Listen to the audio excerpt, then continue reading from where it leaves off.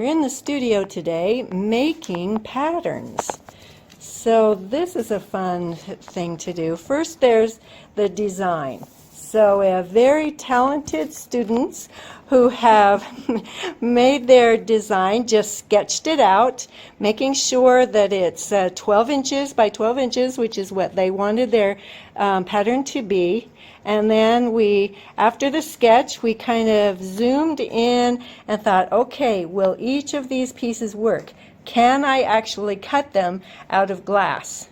So as you see, some of these, like this one right here, is going to be a little tricky with the beak, but the rest are just going to be fine. There are 46 pieces in this one, and right now we're just cutting out the pattern with our pattern shears, and that's going to go right on here.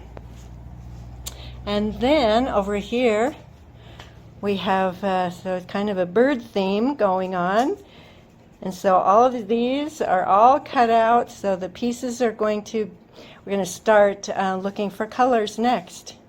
So we started out with the sketch, and then we put it from the sketch onto poster board with carbon paper in between, tracing around, and then they're all getting cut out with pattern shears. Good job. She's taking those little bites, and then we will go from there.